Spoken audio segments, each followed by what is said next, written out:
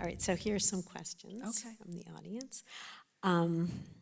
How do you stop thinking about your loved one's care 24/7? Someone said it consumes me. It consumes me too.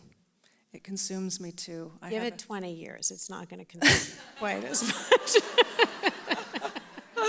Yeah, I mean, I am so fortunate. I mean, listen, I obviously wouldn't be able to be here tonight if I didn't know that my husband was being cared for.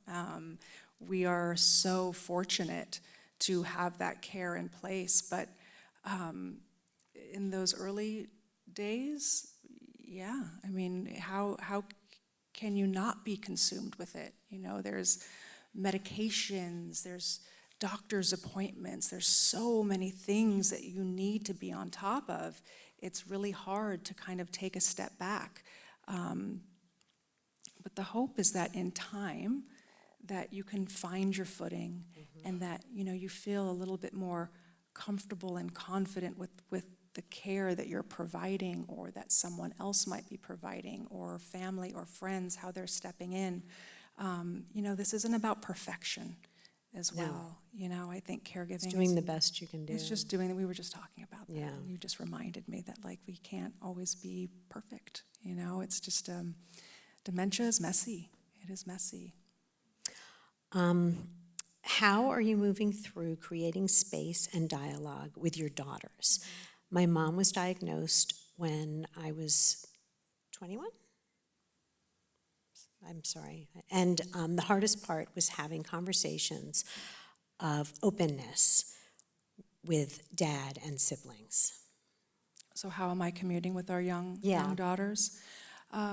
Creating space and dialogue with them. Creating space and dialogue. I mean, I think the experience that I've had with our young girls who were 8 and 10 when Bruce was diagnosed, you know, at the time we knew that something was happening, and then we finally had a name for it, and I was able to tell them what the diagnosis was, what the disease is, and they couldn't figure out how to put the letters together. They're like, FDT, I said, no, it's FTD, so they came up with this acronym, Fantastic Turtles Dancing,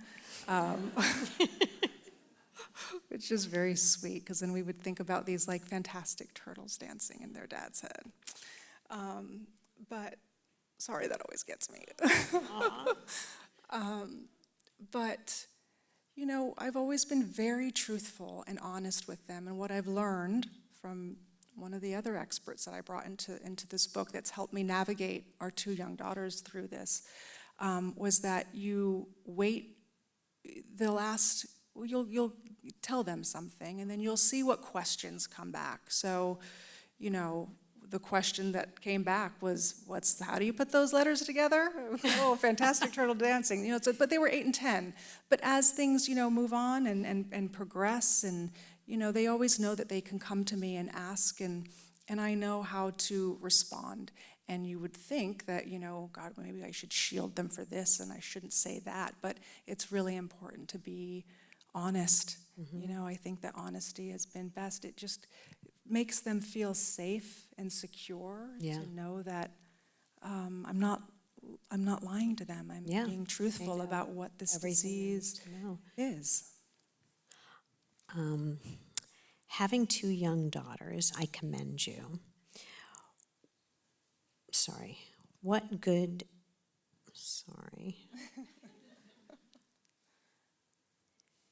What do you do with him as far, as activities go? I'm sorry. With who? With our children? Oh, with Bruce? Bruce. Oh, sorry. What activities do you all do together as a family? Oh, okay, got it, okay. You know, life is very simple for us.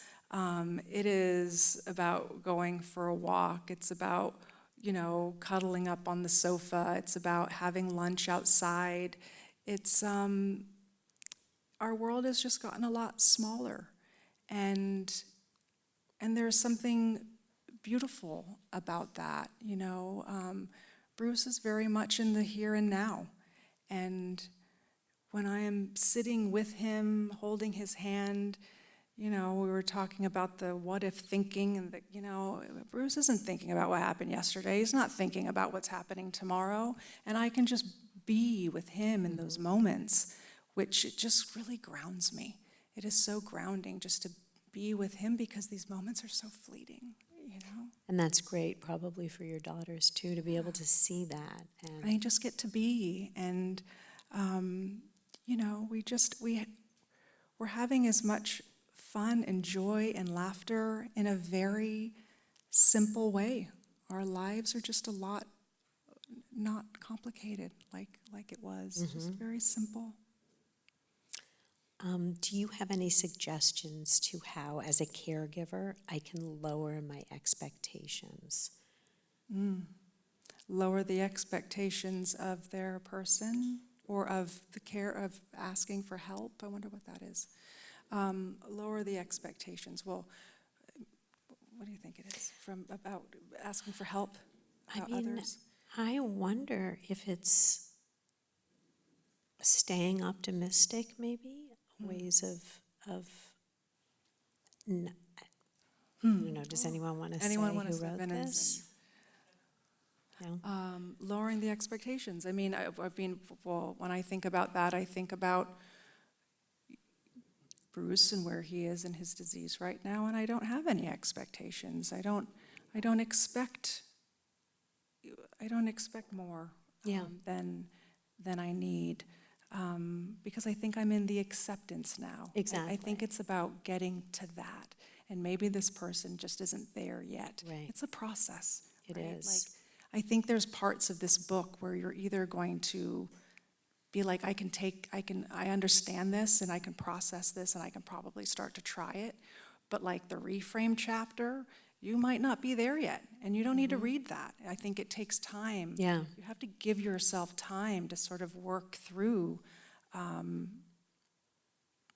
care and your new life that is so different now. And I think you touched on it by saying, like, really just staying in the moment and not having those what if dread fears and not having, you know, expectations, because this is where you are today. And Acceptance is key, right? Exactly. I think it just comes back to being able to just accept and stop fighting it and controlling it, because it just doesn't work. Unfortunately, it just doesn't. I tried it. It didn't work. Didn't work.